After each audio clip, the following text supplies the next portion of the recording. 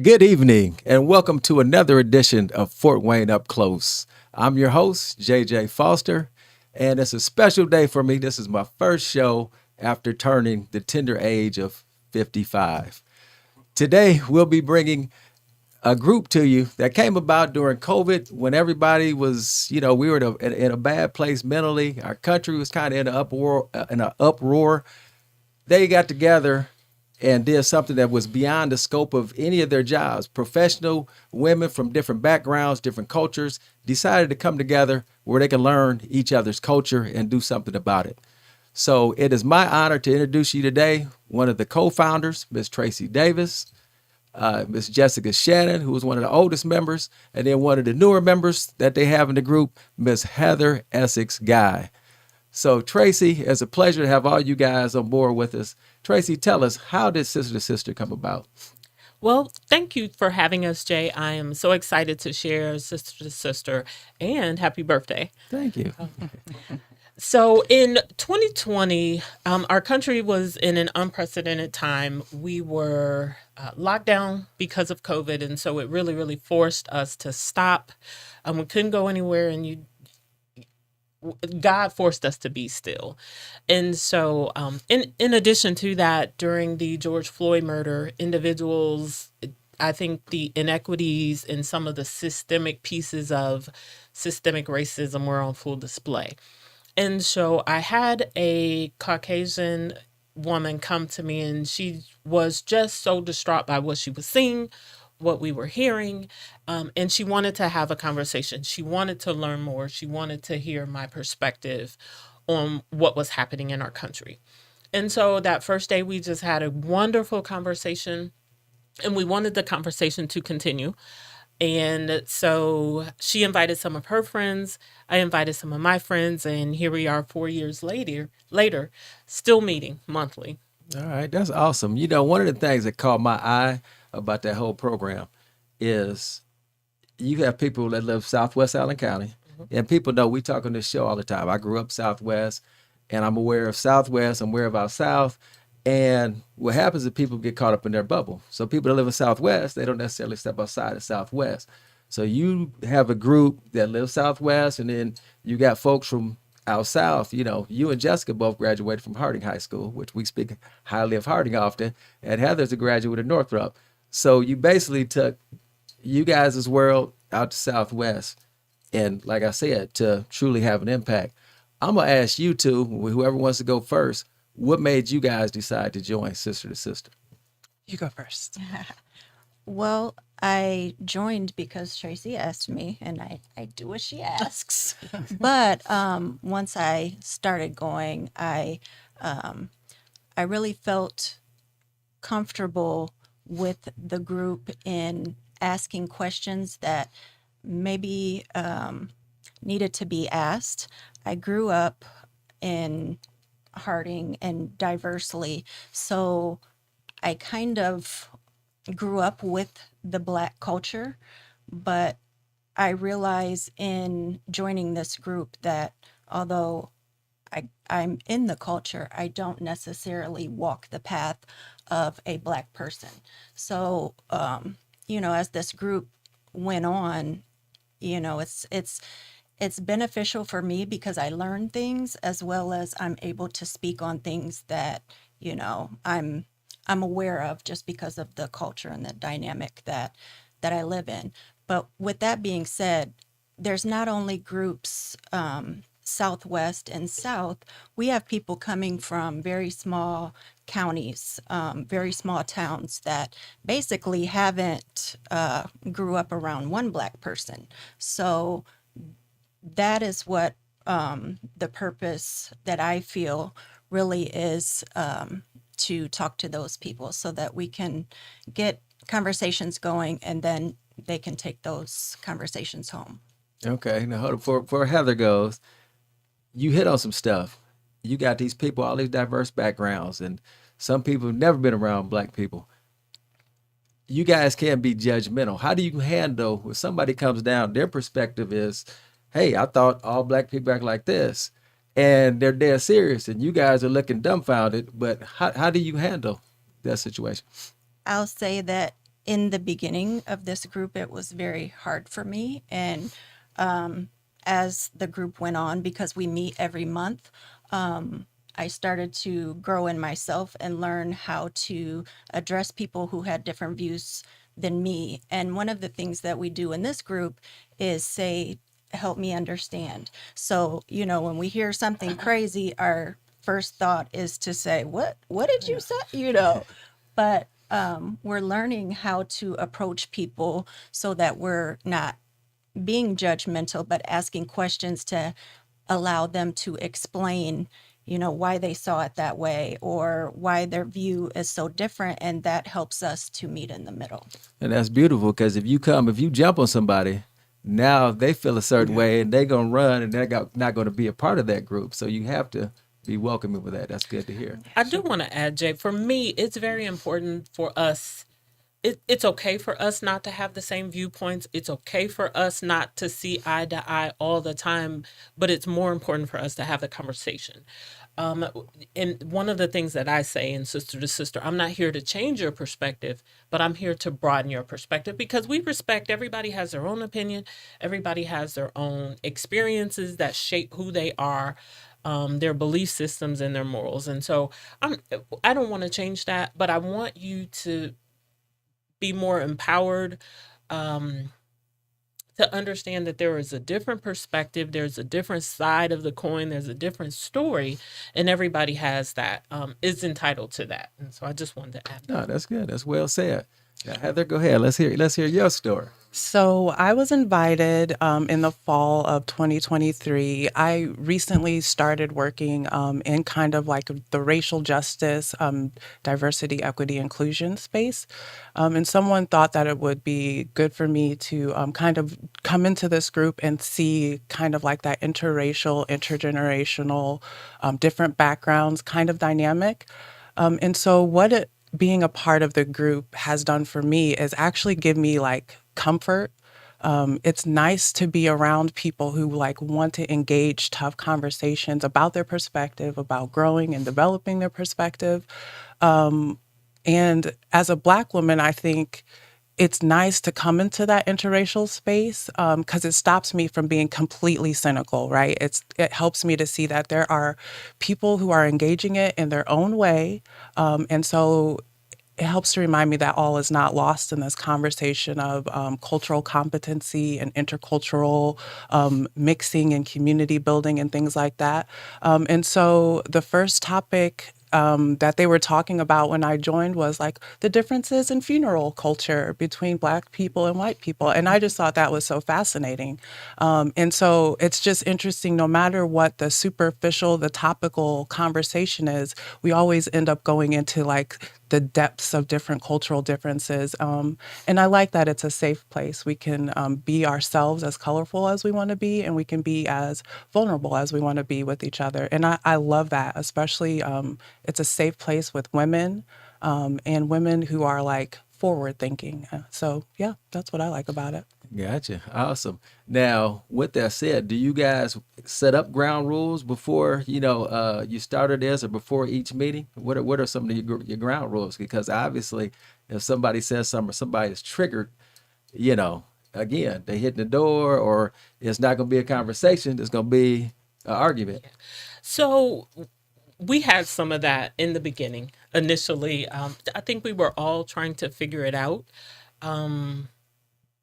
And so as a result of that, I'm very protective of the group. I am very particular about who we invite, because if you're not there for the right reasons, if you're not coming from a place of learning and truly understanding, then this is not the right place for you. And so I think initially we had some people that kind of upset the apple cart a little bit, but they self-selected out. Mm-hmm. And I think God truly has protected our group, because we don't have that anymore. Everybody, I think new ladies that come to the group, I think they sit back because they don't know what to expect. I think they take it in, and everybody is so respectful. Everybody is so understanding. Even when there are tough conversations, we've had meetings where there are tears. And respect it. You understand some of the pain where some of those conversations come from. You understand the joy. And at the end of the day, we are all women. We're mothers. Um, and so we have more in common than we and then differences. And so we just live in that space and embrace that. Okay, good. Can I just add on to that? Because in the beginning, one of the ground rules that we had is that we aren't going to discuss politics. And we did that for a particular reason because there were individuals that were coming from these rural pockets of Indiana, and we knew that their politics weren't going to be someone the same as someone from the inner city. So we said at the beginning, we're not going to discuss politics. We also had a safe word in the beginning because things, we were just kind of filling everything out. And we knew that there were several people that were pretty uncomfortable. And we have even had people that were so uncomfortable that they didn't come back. And not that they weren't able to use the safe word or something like that. I think that some of the issues just went against the grain totally for the way that they were raised and what they believed, and it was just became too much for them. But I think over the months, politics have to come in here and there because as we talk about race relations and what's going on in our community, politics are a huge part. So we try to stay away from that, but sometimes, we have to hit on it a little bit. Yeah, but I like the approach that you guys take. Soft subjects like the difference between a Caucasian funeral and an African American funeral. Simple stuff like that, you hope, can open somebody's eyes. Yeah. And you're going to step off into the political realm just because this is how they think or have been told certain issues, or we behave a certain way. But just in you guys covering little stuff like that can change somebody's view. Yeah. Now, Heather, you're a trained professional. I'm listening to you talk and in everything that you've said. How do you feel like right now, our climate, DEI programs, wokeness, stuff like that is used as our weapons, our bad words now. They're not looked at as positive. What do you say to something like that? One of the reasons why I like this group is because we know that there are systemic. We're able to look at larger things that are happening that impact racial minorities, for instance. But I think the approach that this group and any other collective of people who want to mimic this group and start these conversations, what it does is provide a platform to start from the ground up, right? And so if we know that there's always going to be structures in place, but if we start working with people at a grassroots level, I think what it does is those people, as they go up in their places, eventually the rest of the conversations in the landscape will shift. Just having exposure, just using storytelling. We can talk about so many ways in which, like someone said, we're connected. But I think that what has to happen is that we have to have these conversations in our communities and not expect larger organizations and systems to enact the change. Rather, we can be that change at a grassroots level. And this is just one approach to that. And so as a person who has a little bit of a DEI background, Tracy has more of a background than I do, honestly. When I said that it helps me not be cynical, like working and talking to people about race is really hard, right? I'm someone who studied Black American culture, African diasporic culture, and I look at like, it's beautiful, it's wonderful, and I want to share these beautiful things. DEI, the frame of DEI is like, we know that you're scared of Black and brown people. Let me walk you through that fear. And so having a balance of like, taking that approach and working with people through that kind of made me feel a little bad because I don't have the fear of Black people the way that some people do and things like that. But this group allows me to express my passion about Black and brown communities and offer perspective to people who may not be able to have it. And those people go on and share their perspective and their positions and things like that. And again, so I think the grassroots of these kinds of models are super, super important to counterbalance those bigger systemic blocks that will always be there. They'll just always be there. We just need to equip people to navigate them and fight them in their own way. And I want to add to that. I think when DEI is weaponized, it's as a result of the training, air quotes, gone bad. It's you have to be intentional about not shaming people based on the history. So, you can't go into the training shaming white folks for slavery. But we have to come from a place of love, understanding, and learning and growth in order to make DEI work. And so I think when DEI is looked at as a bad thing, it's because that those perspectives or those conversations have gone wrong at some point. Well, you can say gone wrong, but I'm gonna tell you, just to mention, and again, I've been DEI national level, local level, DEI, REI, whichever acronym we want to use, and a lot of old historians say they don't like the acronyms. I'm talking about old African Americans, but anytime you mention, let's say, cultural bias, and you can see some people get in the room, they just tense up, and everybody is worried. Oh Lord, they gonna start this. But what is hilarious, and I like what you guys are saying, because you don't want to go in and be intimidating.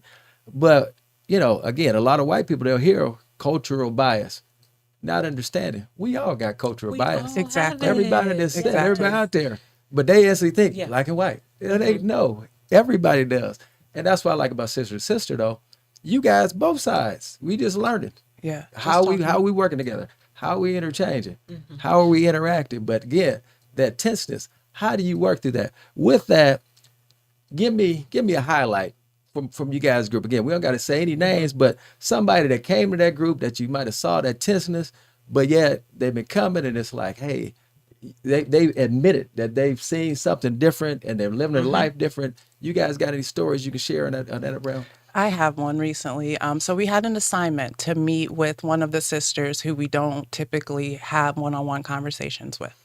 And so I met with a sister from Bluffton, and I went to Bluffton. I was like, it has to be daytime. I have to feel safe. And so I had heard some horror stories about Bluffton and their racial dynamics when I was younger. And so, like, for me, it was like steer clear of that, drive during the daytime if I'm driving through.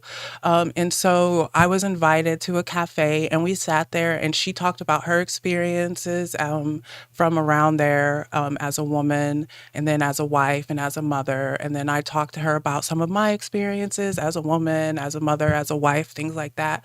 And it was really nice because I could see where I had worked up a fear, a great fear in my head of like, just like, oh my gosh, I don't want to be a Black woman in this area alone by myself. And like, it was perfectly fine. And it was nice to have someone who welcomed me into that community and kind of walked me back from that ledge. And it's not something that I wouldn't seek out that opportunity to just randomly go to Bluffton, but it was an assignment, and it's a part of the reason why I stick with this group is because it's pushing me in its own way. So. Okay. Another story I like to share is so we meet monthly, and we try to break it up and do different activities. One, we meet at each other's homes, because if you can't break bread with somebody, can you really truly call yourself a friend? And so each month we meet at a different location, a different sister's home, or somewhere out in the community. And so one of our meetings, we just loaded everybody up in a van and we toured the south side of town. The southeast side of Fort Wayne.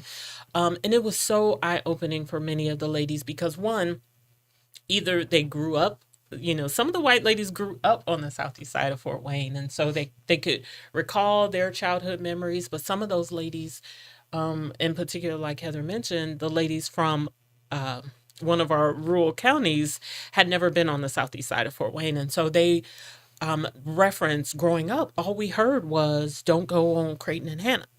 Don't go on Pontiac Street, stay away from there. And so in the van, we were able to see, just see firsthand what those communities looked like. And so as a result, we saw one of the neighborhoods that had a large refugee population and what that looked like and the impact on that community. We talked about white flight and how that impacts. We talked about redlining as a result of that meeting and just how all of those factors and when employers leave out of a community, the hole that leaves for those residents. And so they had an opportunity to see firsthand that, there weren't gangbangers standing on the corner with guns. They were just neighborhoods and people just trying to live their lives just like them. And so that was one. Another real quick story I wanted to share is one of the ladies, after every meeting, she dictates a summary of our meeting and what she's learned, and she shares that on a text message with the group of her family members. And so we talk about the ripples that sister to sister makes. You throw a stone in a pond and it creates the ripples. We're not standing out on the street corner protesting. We're not, impacting legislation, but we're making ripples in the pond. And so the information that she's learning from sister to sister, she's sharing with her family and friends. And so that's a beautiful thing. Oh, that's awesome. Jessica, did you have something? I see your wheels turning. Well, when you asked about stories, I was just thinking of one in particular where we were talking about some of the obstacles in voting for Black people. And it was mentioned that some of the polls were closed the day of the election, and there was just a sign on the door stating, "We're closed, no further explanation of where people should go," and things like that. And it was I believe I think it was Hannah and Creighton area at a church. And one of the ladies that is from, I think she's from Southwest, but she had very different viewpoints and politics coming in and kind of argued about that point and was saying that things are better than they were because women can vote and Black people can vote. And you could just kind of feel the tension in her listening to us say, "No, this is real. My friend just experienced this." And from that point on, I noticed that her attendance was kind of drifting. So she no longer comes, and I think that that's just one of the stories where people just get overwhelmed and they've heard enough and want to go back to their shell. So You said overwhelmed or stuck, not interested in change and hear Both. about the truth. Yeah. Okay. Now with that, do you guys have any plans of expanding? Are there ways that people can join? How can one be a member? I know you talked about you're protective of your group. So, I mean, is there a vetting process or they got to sit in front of you three, but no, tell us. So, we've talked about expanding sister to sister, but I just honestly have always allowed the group to kind of move organically. And so every sister is encouraged to invite someone. And that way, if they ain't right, is on that sister. We got somebody that is responsible for that individual. Jay, I don't know if we're talking about expanding. One thing that we are doing, there are several other groups that are doing similar things. In the community, and so we partner with those groups just so that